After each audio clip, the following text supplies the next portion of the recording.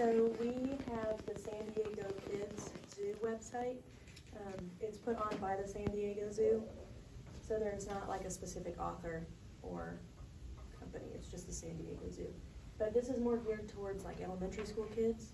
That's why there's like big fonts, big pictures, bright colors, that sort of thing. It's very inviting to kids. It's also really easy to use.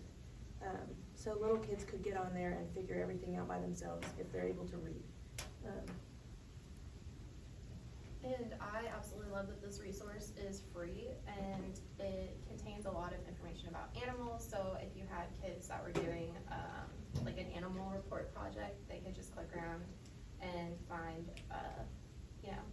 they find out what type of animal it is, where the animal lives, and like what their diet is, whether or not they're endangered.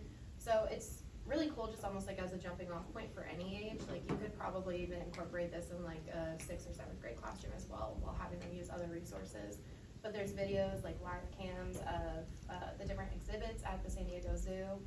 And then this website even promotes literacy. There's the read along page, which I think is a really cool resource in the classroom. And then for teachers, there's different activities you could use, especially if you've got younger grades in elementary.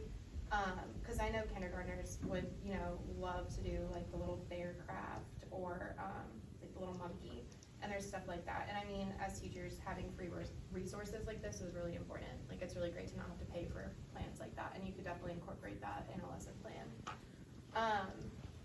And then I really like this page too, because it's all about getting kids involved in like conservation efforts at home, like just in their communities.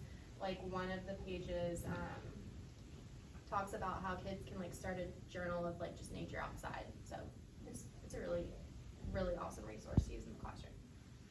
Yeah, we found this, we considered it highly recommendable for elementary school grades just because of the layout and how it is, but also because there's different ways you can utilize it. Our big pinpoint was the research project part of it, because it helps with the technological skill development for younger grades as they're going through and finding different stuff about their specific animal. But also for like the science portion part of a teacher subject, there's a fun facts section for different animals, and that's a good like hook to start a lesson, I feel like, for the teacher.